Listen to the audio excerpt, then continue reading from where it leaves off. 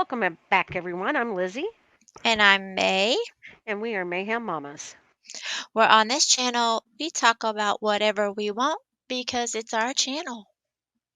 And first off, we want to welcome. Oh, I can't talk tonight. We want to welcome everyone back. Thank you for listening and supporting our little YouTube channel that we have. If you wouldn't mind just taking the time to go hit that like and subscribe button, it's a free way to show us that you like our channel and support us. It doesn't cost anything. And you know Um, what? Even if you don't like our channel, just go ahead and subscribe. Right. Just do it Just anyway. do Come it. on. What's it going to Come hurt? on. Subscribe. You don't have to watch, just subscribe. Right. Well, tonight we're just going to do a short little episode about the history of Election Day because this is Election Day. And on Election Day, it's observed on the first Tuesday after the first Monday in November. And this year it'll be taking place today, November 8th. This is the day we cast ballots to select political officials from local to national government. Presidential elections are held every 4 years, in years divisible by four, while the elections of the United States House of Representatives and the United States Senate are held every 2 years. Other states and local government elections can be held in any year that is designated by the state. And this year we have lots of state elections that are coming up, gubernatorial races, and lots of exciting things, and I'm sure there's lots of stuff on the ballot as far as questions to vote on pertaining to your state and what's going on. So we just have this little article that we pulled up that's from National Today, and it's just basically about the history of Election Day. And so we were just going to tell you a few little things about Election Day. Right. And go ahead, May. I was just gonna say we uh, are no way political. We don't really follow politics. We don't really have opinions one way or the other on this channel. That's not what we're about. So this is more about the history of where the elections come from, how it happened, what they used to do, and why it's important. Is all Right, this is about. exactly. Yes, exactly. Elections are the one thing that separates a democracy from a dictatorship, giving people the right to control their leaders and oust them without the need for revolution. This day is a great way to show our appreciation for these rights that have been granted to us through the notion of democracy. The electors were chosen for the first U.S. presidential election on January 7th, 1789. The federal law permitted each state to choose presidential electors anytime within 34 days and send their electors to the Electoral College. As communication and transportation evolved, this became a problem since the states that voted earlier could influence states that voted later. To prevent this, Congress responded by mandating a uniform national date for choosing the electors. Thus is when the first Tuesday following the first Monday was chosen as election day for future presidents on January 23rd, 1845. This time was deemed suitable for elections as the harvest would have been over. Isn't that funny? Yeah. Tuesday was convenient because voters could attend church on Sunday and travel to their polling stations on Monday. This allowed the farmers to vote before Wednesday, which was usually when farmers would sell their produce at the market. So Wow. it's funny that we've got so many things like time change and election that were based off of farmers' needs because that's what people did. The bulk of people Right. did. On Right. November 7th, 1848, the first election day took place. Whig Party candidate Zachary Taylor won out over Free Soil candidate and former President Martin Van Buren and Democrat candidate Lewis Case. Fillmore, who was Taylor's running mate, became the nation's 13th president on July 10th, 1850, upon Taylor's ultimate death. Untimely. Yeah. I mean, untimely death, sorry. That's all right. That's okay. Wow. So that's pretty crazy. Uh-huh. Kind of cool too, though. Yeah, I mean, it just goes to show you how, you know, back then I'm sure they talked about the date and the time of the vote. Well, do we want to do it on a Monday because Sunday we're all going to be at church. Well, no, we can't do that because we're all going to be in church. And then, Monday, how are we going to get to the poll? Because we got to go to town. Well, yeah, and I mean, depending on where you lived, I mean, you were going to jump Right, in the car and be there in 5 minutes. You maybe had to travel half a day to get to where you had to go poll right, to because your it polling wasn't going to site. be in every little town. It was going to be in No, the big city, right, and you had to I'm hitch up the sure. team and get the Uh-huh. covered wagon going and get to where you needed to go. Right, I exactly. wonder if it was in the state capitals or if it was just in like I every mean, big city. I know there was a time when it was just in in the capitals. So yeah, So I you mean, imagine being in the panhandle and having to come all right. the way into the middle of your state. Yeah, exactly. So it was a time-consuming, long way to the polls. So on for like just some history notes here on the election day timeline in 1869, women got the right to vote. Wyoming legislature passed a law allowing women to vote. Colorado followed in 1893.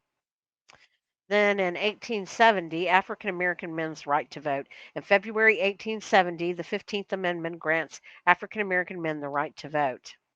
Then 1920, the 19th Amendment. The 19th Amendment of the United States Constitution grants women from every state the right to vote. It's strange to me to think that it's a long time ago, but 100 yet years.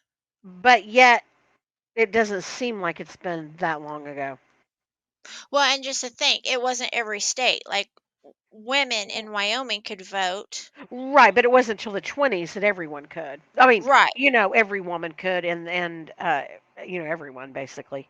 And then 30 years later, Colorado said, all right. Right. Yeah. And And then the then vote even though in 1870 they allowed African American men the right to vote, that wasn't necessarily the case. right. Yeah, for sure. Then in 1971, voting age was reduced. The 26th Amendment reduced the voting age in the United States from 21 to 18. So they're just kind of some little fun facts about it That that wasn't too long ago. now that everybody should know those things, but you kind of forget them and you for sure forget the dates Right. um, um, of those historical markers. So, how to observe election day? Definitely let everybody out of work. Let them off. Yeah, Just just kidding. go vote. Go vote. And Yeah, technically, if you work a job that it's going to be impossible for you to vote after or before work, they are required by law to allow you to go vote. right. So just remember that. I believe it is that there are amount of minutes. I do believe they by law are supposed to allow you like 30 minutes off of your job to go vote, additional from your breaks or lunches or whatever it is. Yeah, I was thinking it was more than that, but It may be very well may be. yeah, I think it's more than that. I mean, there isn't any place that I know of you're going to leave your job and go vote in 30 minutes. Not around here. Mm-mm, no. Like I don't care where you're going. Uh-uh. Yeah, But just number one, just get out and vote. right. It makes a difference. And I know you can sit and talk with your friend, and you could vote for A and they can vote for B, and you can laugh and sit there and say, "Well, I'd cancel you out," but you don't know what your neighbor's going to vote for. So, Right. that Yeah, you got to vote. that can make a huge difference. Yeah, Get others to join, encourage other people to get out and vote, exactly. and take people to the polls. Yeah, not everybody has a car. Older people can't always get out and drive. If you have neighbors that have handicaps or have problems or are older and can't get out on their own or don't have a vehicle, offer to give them a ride to the poll Right. so that they can vote. I also think that on election day, some of the metro transit systems will also help for free taking people to Hmm. the polls. Yes, I think so. A lot of states are like that. So just check, get online and check that out or call them up and ask them if they have free rides to the polling station. So Mhm. Then, five important facts about election. Number one, the youngest president was J.F. Kennedy, and he was 43 when he was elected to office. Hmm, Second one was votes counted by raising hands. Votes were often counted by raising hands or speaking out loud in the 17 and early 1800s. Isn't that crazy that is funny.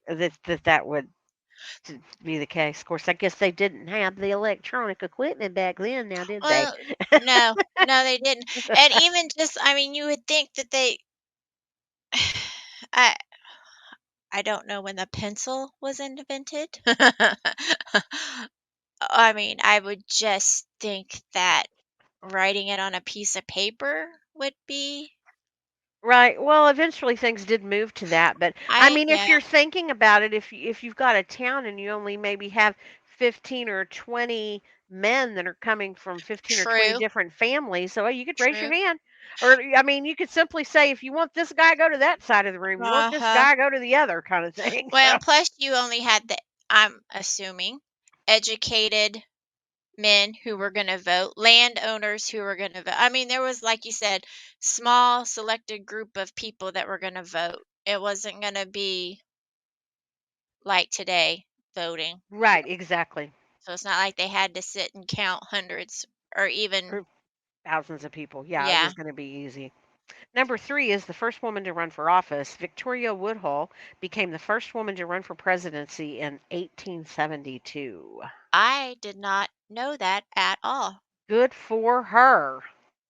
That Huh. was very progressive, wasn't it, for the 1872 year? Well, especially since women couldn't even really vote. Right. Exactly. Yeah, they couldn't. I wonder how That's that pretty all came crazy. about. I don't know. We'll have to research that. Mhm. And number four, the dead opponent. In 1872, President Grant ran against a dead opponent, Horace Greeley, who died during the election process. Now, how bad Yeah, would you feel if you didn't win?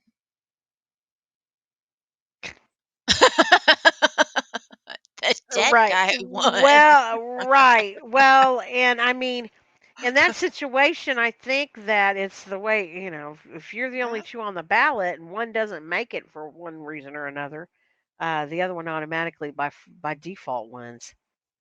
Whew. I would hope. Yeah. And then number 5, secret ballots were introduced. Secret ballots started becoming common in 1890s election. Hmm. So, um, it's important to vote for democracy. Mhm. If you don't have the election progress process in place, democracy cannot function. As citizens, we get the chance to appoint people who will steer affairs and make decisions on our behalf, decisions that would impact our lives and destinies. Voting is our duty. It is our duty. I mean, it's our duty and it's our right to do that in this country. And my philosophy is, you don't vote, you can't gripe. Yeah, yeah, You know, if you don't vote, just because your guy doesn't win, if you voted, well, you can still complain. But if you don't vote, zip it.